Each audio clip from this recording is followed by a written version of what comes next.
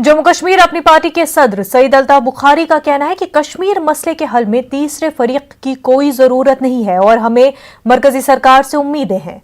अल्ताफ बुखारी ने कहा कि जज्बाती नारों से कुछ भी होने वाला नहीं है। उन्होंने कहा कि जम्मू कश्मीर में जल्द असेंबली इंतखाबात कराए जाने चाहिए। साथ ही अल्ताफ बुखारी ने कहा कि डीलिमिटेशन के बगैर भी 7 सीटों को रिजर्व रखकर इंतखाबात कराए जा सकते हैं। सर, अपनी पार्टी का क्या मुद्दा रहेगा कल होने वाली बैठक में पीएम मोदी के सामने? जो हमारी दूसरी जमातें थी, शायद उनको लग रहा था कि लोगों के मसाइल खुद ही हल हो जाएंगे। अब उनको भी शायद लग रहा है कि लोगों के मसाइल दिन ब दिन बढ़ ही रहे हैं। तो इफ़ दे हैव रियलाइज्ड कि अगर लोगों के मसले हल करने हैं तो हल दिल्ली में ही है। हम तो पहले ही ये रियलाइज़ कर चुके हैं और खुशी की बात है आज वो लोग भी आ रहे हैं। सबका इंटरेस्ट तो यही है ना कि जम्मू कश्मीर में एक ग्रास रूट डेमोक्रेसी बहाल हो। जम्मू कश्मीर के लोगों को जो 5 अगस्त 2019 को एक सदमा लगा, वो स्टेटहुड ली गई और जिस तरीके से स्पेशल स्टेटस को हटाया गया, उससे लोग दुखी तो हैं। बहरहाल पहल भारत सरकार ने की, हम लोगों ने भी की। मैं नहीं कहूँगा जम्मू कश्मीर के लोगों ने की, जिसमें आप अगर हम आए तो हम भी तो कोई पर्सनल प्रॉब्लम लेके नहीं आए, लोगों की प्रॉब्लम्स लेके आए। तो आने से इतना तो हल हुआ ना कि वो 718 लोगों को तो वज़ीर आज़म ने उस वक़्त छोड़ दिया।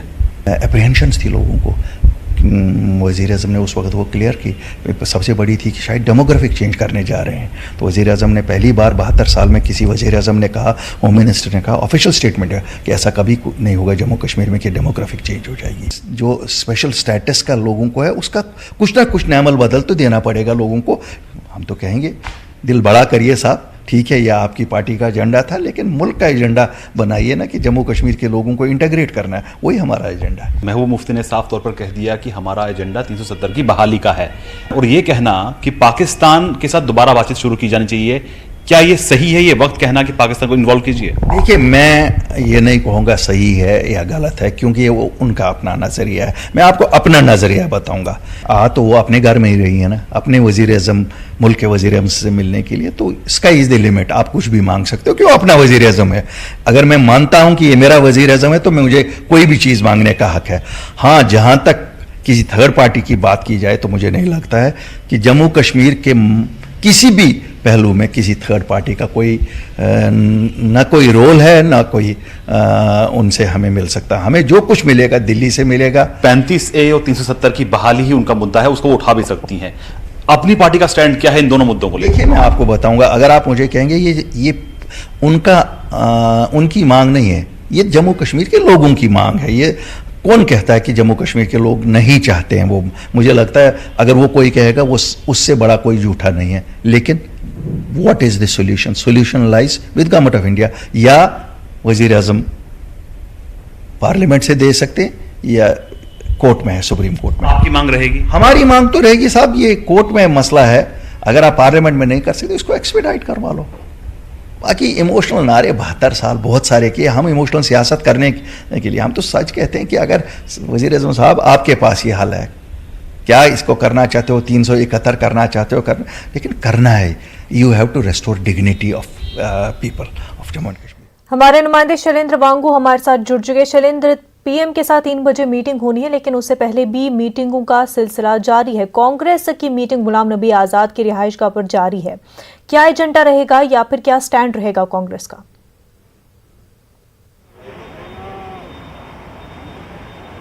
देखिए, आपको बता दें कि इस वक्त कांग्रेस का जो डेलीगेशन जाने वाला है आज दोपहर 3 बजे की मीटिंग में, उसमें जीए मीर, ताराचंद और गुलाम नबी आज़ाद, जो कि सबसे वरिष्ठ नेता हैं कांग्रेस के जम्मू कश्मीर से जुड़े हुए, ये मीटिंग अभी चल रही है गुलाम नबी आज़ाद साहब के घर पे, यहाँ दिल्ली में, नॉर्थ एवेन्यू में। आपको बता दें कि आज की बैठक से पहले बातचीत की जाएगी और जो कोऑर्डिनेशन होगा इस मीटिंग में कि क्या मुद्दा उठाया जाएगा कांग्रेस की तरफ से। हालांकि आपको याद दिला दें कि अब से कुछ देर पहले ही गुलाम अहमद मीर ने हमसे बात की। उन्होंने कहा है जम्मू कश्मीर कांग्रेस के जो अध्यक्ष हैं, उन्होंने कहा कि राज्य के लोगों की बुनियादी मांग पूर्ण करने के लिए जो राज्य की स्टेटहुड की जो बहाली है उसको करने के लिए वो मांग करेंगे। और साथ ही साथ पीएम ने एजेंडा नहीं दिया है तो अपनी मांगे वो ज़रूर रखेगी कांग्रेस अपनी तरफ से।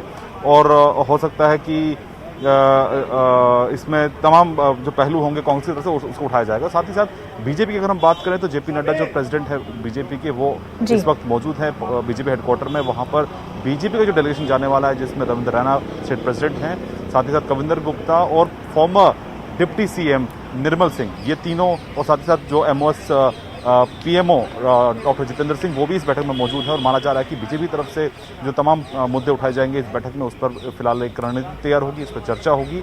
आपको याद दिला दें कि आज सुबह ही कविंदर गुप्ता और निर्मल सिंह ने हमसे बात करते हुए ये कहा है कि इस मीटिंग में एक नई शुरुआत है और पुरानी चीज़ों को बुलाकर जम्मू कश्मीर के मुस्तकबिल के लिए चर्चा होनी चाहिए। और वहीं उन्होंने ये भी कहा कि जम्मू कश्मीर से जो जिन लोगों का विस्थापन हुआ, जिन लोगों का वहाँ से माइग्रेशन हुआ है, उनकी वापसी यानी कश्मीर पंडितों की वापसी का मुद्दा भी बीजेपी की तरफ से इस मीटिंग में उठाया जाएगा। इन तमाम मीटिंग्स के बीच में एक दिलचस्प आपको बताना चाहूँगा मुनज़्ज़ा, एक दिलचस्प वाक़या ये हुआ है कि जम्मू कश्मीर के जो सांसद हैं, माफ़ कीजिए, जम्मू कश्मीर के लद्दाख के जो सांसद हैं, उन्होंने अब से कुछ देर पहले बयान दिया है कि जिस तरह से गुपकर अलायंस लद्दाख को लेकर कमेंट कर रहा है, उनका यह बयान सामने आया है लद्दाख के एमपी नामग्याल का। उन्होंने कहा है कि लद्दाख के लोगों ने गुपकर अलायंस को लद्दाख के बारे में बोलने का कोई अधिकार नहीं दिया है, कोई हक नहीं दिया है। तो ऐसे में गुपकर अलायंस का लद्दाख से दूर दूर तक कोई लेना देना नहीं है, कोई रिश्ता नहीं है। तो कहीं ना कहीं लद्दाख के एमपी का इस तरह का बयान देना ये जाहिर तौर पर दिखाता है कि गुपकर अलायंस जिस तरह की बातें कर रहा था पिछले 2 दिनों से, उसका ये जवाब लद्दाख की तरफ से भी आया है। तो जाहिर तौर पर आज की मीटिंग से काफ़ी उम्मीदें की जा रही हैं जम्मू कश्मीर के मुस्तकबिल के लिए। एक नई शुरुआत इसे कहा जा रहा है और माना यह जा रहा है कि सेंटर की तरफ से पॉलिटिकल प्रोसेस को तेज करने के लिए, डिलिमिटेशन प्रोसेस को जल्द पूरा करने के लिए, और साथ ही साथ स्टेटहुड को लेकर भी आज इस बैठक में चर्चा हो सकती है। हालांकि गुपकर अलायंस की तरफ से फिर से एक बार 35A 370 की बहाली को लेकर मांग रखी जा सकती है। बिल्कुल। और वहीं जम्मू कश्मीर बीजेपी को काफ़ी ज़्यादा तनकीद का निशाना बनाया गया जम्मू में। जेपी नड्डा की सदारत में इजलास हुआ, तो तमाम जो कुछ बातें उठी थी, क्या उनको क्लियर किया गया इस इजलास में?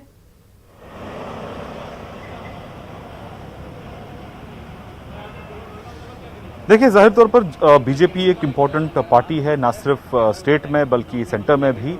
और बीजेपी सदारत में ही 370-35A को हटाया गया था 5 अगस्त 2019 को। तो जाहिर तौर पर आज की बैठक में जहां एक तरफ गुपकर अलायंस अपनी मांगे लेकर पहुंच रहा है, वहीं बीजेपी की तरफ से भी साफ कहा जा रहा है कि आतंकवाद जैसे मुद्दे पर सरकार को और सख्ती बरतनी चाहिए और कहीं ना कहीं नॉर्मलाइजेशन की तरफ आगे बढ़ना चाहिए। लेकिन जिस तरह की मांगे उठ रही हैं महबूब मुफ्ती की तरफ से कि वहाँ पर जम्मू कश्मीर में एक बार फिर से 370 की बहाली होनी चाहिए, और ये कहा जा रहा है कि पाकिस्तान से दोबारा बातचीत होनी चाहिए, तो इन तमाम पहलुओं पर माना जा रहा है कि बीजेपी की तरफ से एक स्ट्रॉन्ग एक स्टैंड लिया जा सकता है इस मीटिंग के दौरान। हालांकि हमको ये बताया जा रहा है कि सेंटर की तरफ से कि 35A और 370 को लेकर, उनकी बहाली को लेकर वो कोई ऑप्शन नहीं है, इस बारे में कोई बिल्कुल बात नहीं होगी। हालांकि अगर इसको कोई रेज करना चाहता है मीटिंग के दौरान तो रेज कर सकता है, लेकिन साथ ही साथ पाकिस्तान से बातचीत का जो एजेंडा है वो भी आज की इस बैठक का एजेंडा नहीं है। तो जाहिर तौर पर गुपकर अलायंस भले ही इन मुद्दों पर बात करना चाहता है, लेकिन उनकी बात सुनी जाएगी। लेकिन सेंटर अपना स्टैंड क्लियर कर चुका है। आज की इस जो ये बैठक है, ये पॉलिटिकल प्रोसेस को शुरू करने के लिए है, स्टेटहुड और डिलिमिटेशन प्रोसेस को आगे ले जाने के लिए है, और आने वाले वक्त में वहाँ पे चुनाव कराने की जो तैयारी है उसको लेकर भी आज इस बैठक में चर्चा हो सकती है। बिल्कुल शैलेंद्र, वहीं जिस तरह से आपने बताया कि PAGD लद्दाख की बात भी कर रहा है और वहीं नामग्याल का भी बयान इस पूरे मामले में सामने आया, लेकिन हमने देखा है कि नामग्याल के हवाले से जिस तरह से उनका रिप्रेजेंटेशन रहा है, करगिल और द्रास की ये वॉइस रही है कि उनको रिप्रेजेंट नहीं किया गया, और बाइफर्केशन को लेकर के 5 अगस्त के बाद में वहाँ पर प्रोटेस्ट भी हुए थे। तो ऐसे में क्या पूरी तरह से न सिर्फ लेह को बल्कि करगिल और द्रास को भी मद्देनजर रखते हुए नामग्याल ये बयान दे रहे हैं?